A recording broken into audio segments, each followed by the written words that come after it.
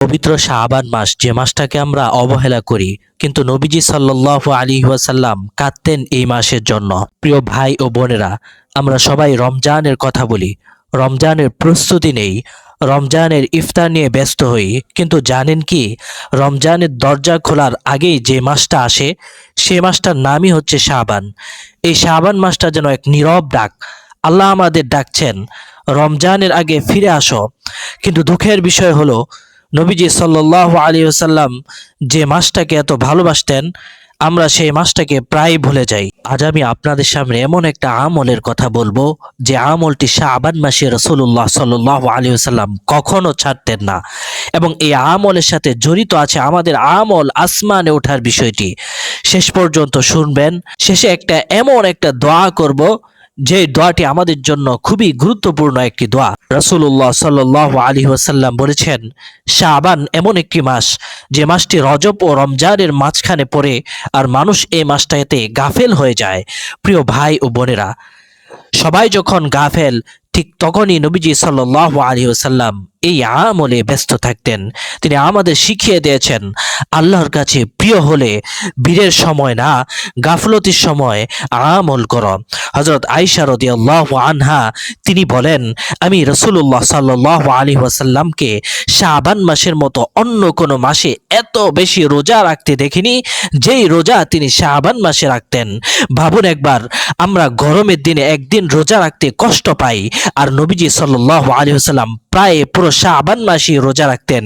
কেন রাখতেন? কারণ তিনি জানতেন, রোজা শুধু খাবার ছেড়ে দেওয়ার নাম নয়, রোজা মানে হলো নিজেকে আল্লাহর সামনে নত করে দেওয়া। সুবহানাল্লাহ। নবীজি সাল্লাল্লাহু আলাইহি ওয়াসাল্লাম বলেছেন, এই মাসে বান্দার আমল আল্লাহর কাছে তুলে ধরা হয়, আর আমি চাই আমার আমল এমন অবস্থায় উঠুক যখন আমি রোজাদার। আমার প্রিয় দিনী ভাই ও বোনেরা, এই কথাটা শুনে কি আপনার বুক কেঁপে ওঠে না? ভাবুন, আপনার নাম লেখা হচ্ছে, আপনার আমল উঠছে, আপনার গুনাহ আর নেকি আল্লাহ দেখছেন, আর ঠিক সেই সময় আপনি রোজাদার। এর চেয়ে নিরাপদ অবস্থা আর কি হতে পারে?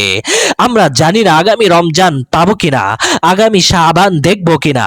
তাই নবীজি সাল্লাল্লাহু আলাইহি ওয়াসাল্লাম শাবান মাসকে বলতেন, রেহাই পাওয়ার প্রস্তুতির মাস হচ্ছে এই শাবান মাস। প্রিয় মুসলিম দিনী ভাই ও বোনেরা, সবাই পুরো মাস রোজা রাখতে পারবে না, এটাই স্বাভাবিক।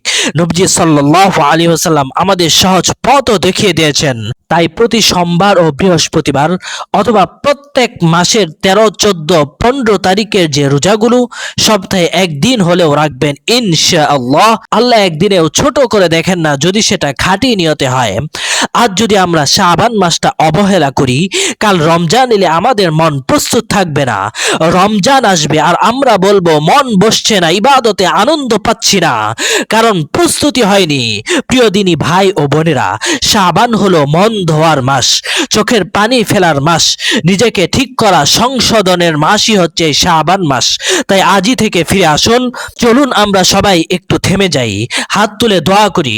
প্রিয় নবীজি সাল্লাল্লাহু আলাইহি ওয়াসাল্লাম রজব শাবান মাসে যে দোয়াটি বেশি করতেন, এই দোয়াটি হচ্ছে, আল্লাহুম্মা বারিক লানা ফি রজব ওয়া শাবান ওয়া বাল্লিগনা রমাদান।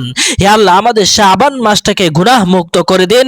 হে আল্লাহ, আমাদের যে আমল উঠে যাচ্ছে সেগুলোকে কবুল করে নিন।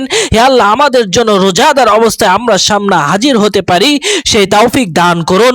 আমাদের চোখে যে পানি নেই, আমাদের অন্তরে যে ভয় নেই, সেটা আপনি দান করুন। হে আল্লাহ, আমাদেরকে পূর্ণ ঈমান নিয়ে রমজান পর্যন্ত পৌঁছে দিন। আমিন। প্রিয় দিনী ভাই ও বোনেরা, নেকির আমল ইউটিউব চ্যানেলের পক্ষ থেকে আজকের সবাইকে স্বাগতম। এই কথাগুলো যদি আপনার ভালো লাগে, হৃদয়ে লেগে থাকে, একটা লাইক দিবেন, শেয়ার করবেন, আর চ্যানেলটা সাবস্ক্রাইব করে